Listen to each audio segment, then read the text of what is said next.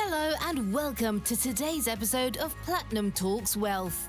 Emmy-nominated journalist Jennifer Rogers Markwell changed gears in her television career when she realized the need to help women make sense of investing. She regularly hosts educational workshops to empower women and others to take charge of their financial future. Now, join your host, Platinum Wealth Management President Jennifer Rogers Markwell, as she leads us into the world of money memories, money infidelities, and how these can mold our relationship with our personal finances as adults. Let's dive into today's episode.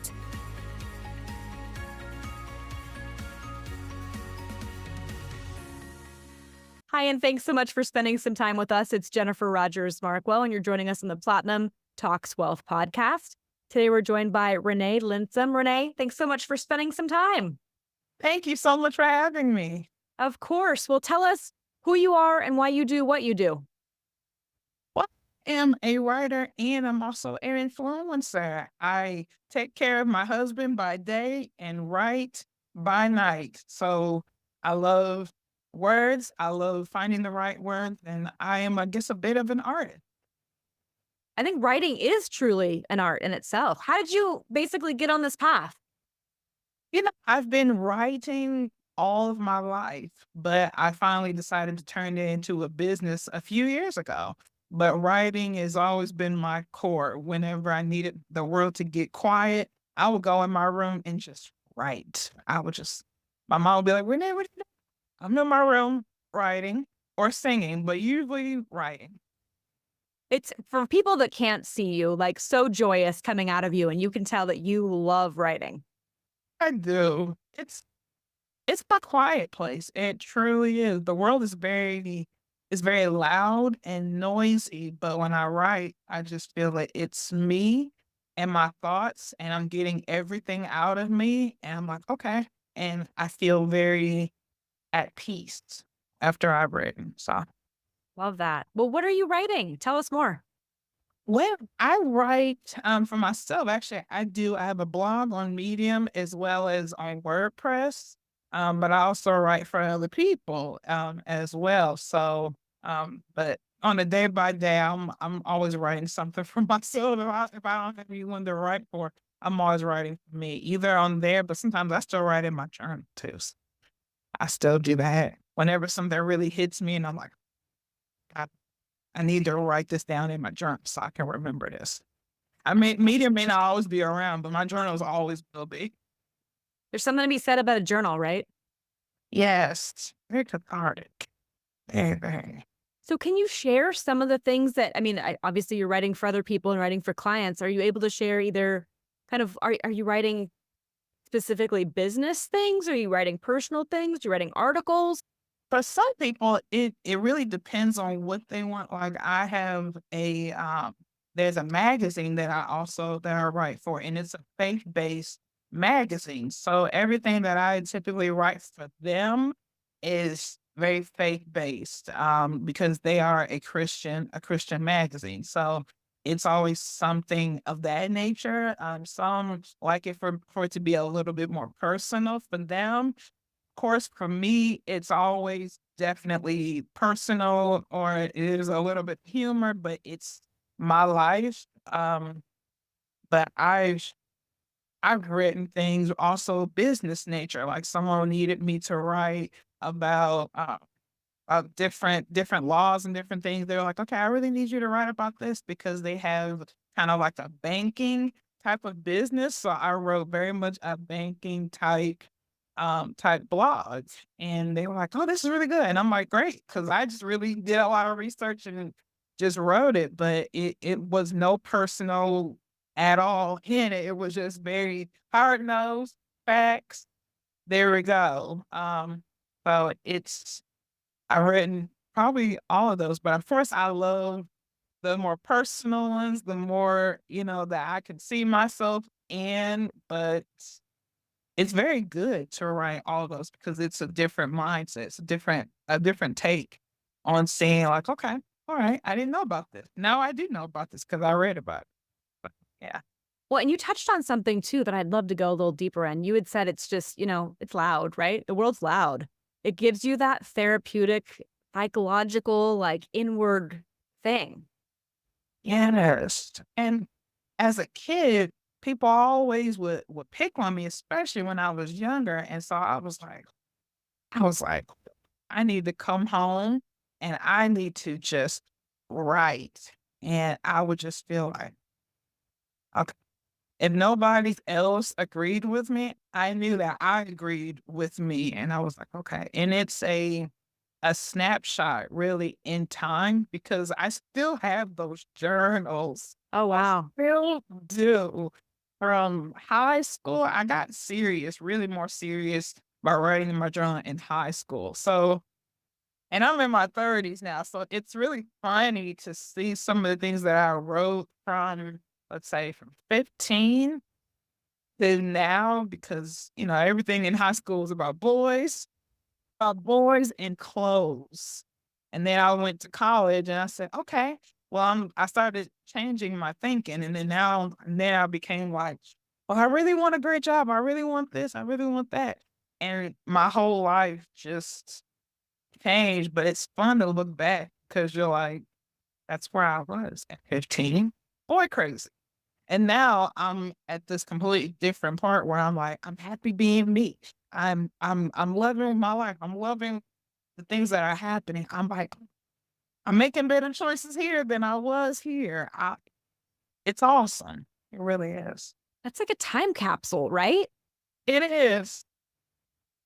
And I look back sometimes and I have to laugh through the word because I say, oh yeah, this person seems really, really great. Blah, blah, blah. And then I'm like, and I have to laugh because I'm like, that definitely did not age very well. You can laugh at yourself. I laugh at myself all the time. Well, I mean, so I love this, like, love what you're sharing about writing, love it so much. How would you tell people if they were like, oh, that sounds fascinating, but what do I do? How do I write? How do I do a journal? Like, what are some tips or tricks you can share there?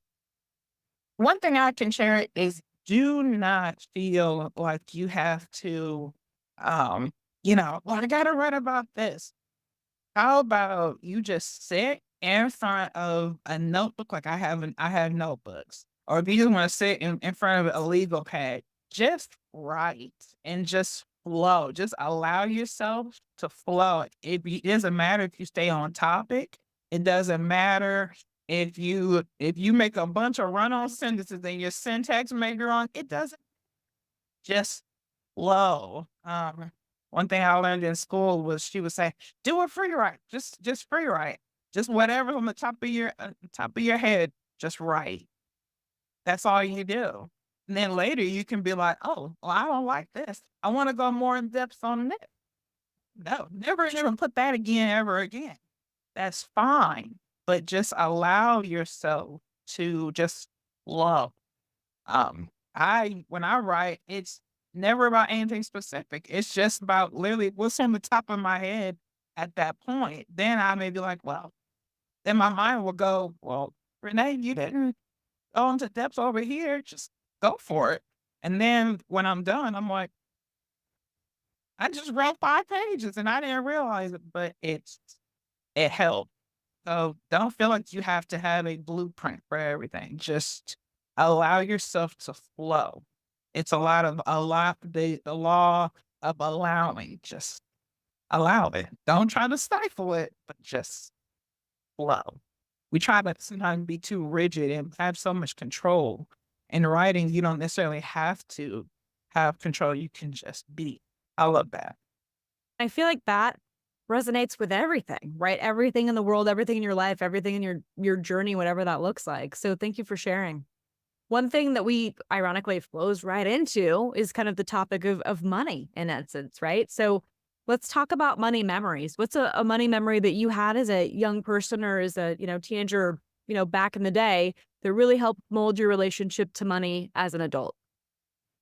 Now, my mom, very smart, and she always said, and then make sure you invest. That was probably one of the biggest things that I heard. She even had a gentleman come by the house probably once a month, and she would put a certain amount of money up. every time that she would get paid. And she actually got a credit union and she was like, okay. And they took out a certain amount of her check before she even got it. And I think that followed me because I realized how important it is to invest. Um, you should always have something for a rainy day. You are listening to the Platinum Talks Wealth Podcast. Hey, it's Jennifer.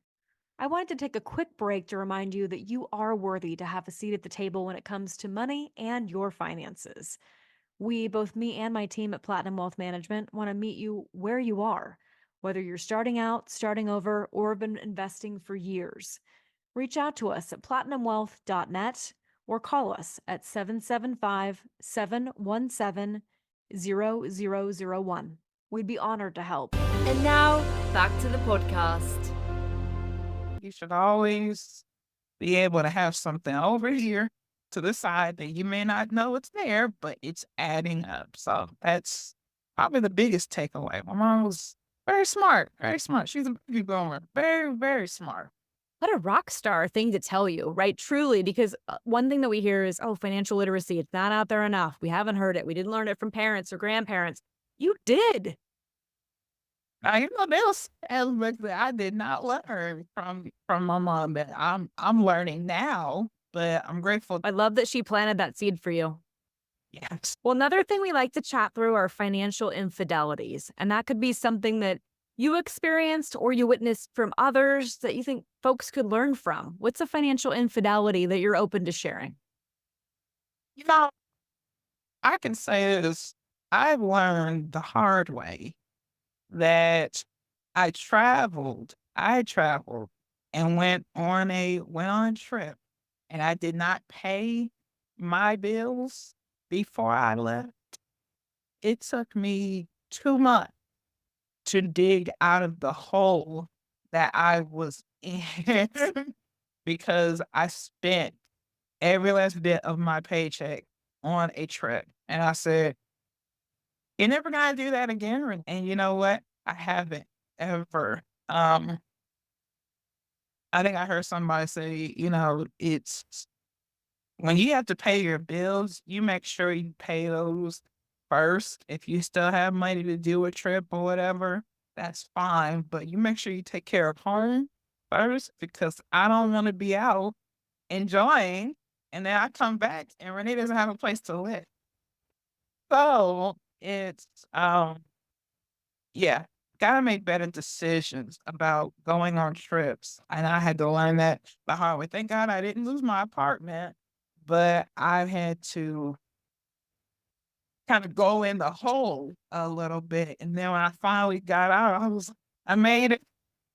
Don't do that ever again. Oh yeah. Yeah. That's a huge one. Very huge one. I did that some years back, but it scared me. I never did. Yeah. Well, thank you for sharing that. I appreciate you being raw and vulnerable there.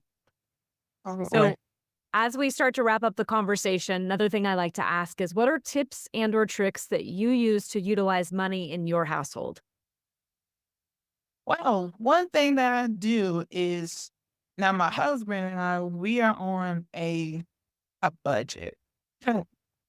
And where we are only living on 40% of what we are making. 40%. Wow. And it's like, ooh, and I have to make sure that I don't go over because I know how much I get paid. So I'm automatically like, okay, 40%. But okay, so take 40% away.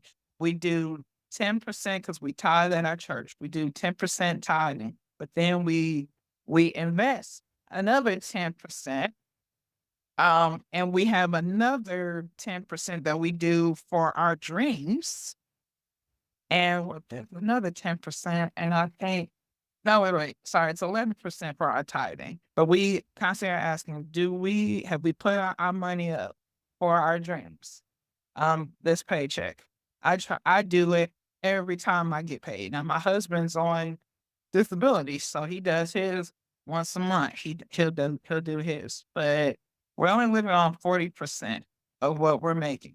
But it's like, ooh, but it's worth it because it'll help us to be like, okay, this is where we're at. And then by the end of the year, who knows where our dream account is going to be at, where our investments are going to be at, because it may have hurt, but I would rather these next few years to be we got kind of cut a little bit for us to get to that place where we're like, oh, we have more than enough over here. We have a lot over here, and we're able to splurge a little more down the line than for us to have to cut the corners for the rest of our lives. So I would rather cut it now so I can live in more abundance later. So delayed gratification is very key.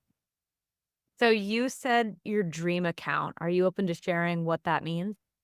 For myself, it is, I want to retire. For me, I have a job, but I really want to retire in my 40s. And considering that I'm 38, so I'm like, I want to make sure that dream account is where I want it to be. So it's just kind of like a nest egg. So it can help me to have more finances later and still be like, "Okay, got this, we got this coming in," and put it right back into the dream account. Hopefully it'll be a little bit more than what I'm able to put in now. Yeah. And how neat that you guys are doing that together, right? So there's some couples and partners that don't always navigate together, which is fine, but you both have those dreams together to be this organized and disciplined now. Yes. And it's important because, you know, we don't have children yet. And so I'm grateful, you know what I'm saying, because I'm like, because we really want to get even more things together, because when our kids come, kids change things because kids have blessings, but I also want to be like, okay, we're in such a better place financially. We can be like, okay, we can do this, that, and the other, but we have to really equip ourselves to make better money choices, especially when you want to bring kids in, because I would rather scrimp and scrimp now than in 10 years. I don't want to still be scrimping. I just want to be just in a better place where I can continue to flow, and where my kids will be like, oh, they won't have to have some of the licks that I had growing up, because I endured some, because, you know, we didn't always have. I had love, but we didn't always have other things. I want my kids to be able to have love and the other stuff. Gotta make it now. Might as well do it now. Well, thank you so much for sharing. It's been a pleasure meeting you. Thank you so much, Jennifer. You're awesome. Thank you. Thank you. And those of you listening at home or wherever you're at, thanks so much for spending some time with us. And hopefully we will have you on the next Platinum Talks Wealth podcast.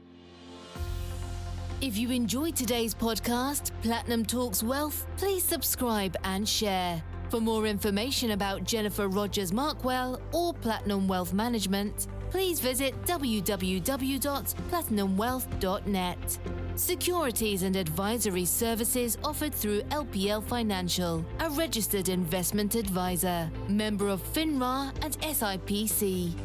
The opinions voiced in this podcast are for general information only and are not intended to provide specific advice or recommendations for any individual. To determine which strategies or investments may be suitable for you, consult the appropriate qualified professional prior to making a decision. The guest speakers and their companies are not affiliated with or endorsed by LPL Financial or Platinum Wealth Management.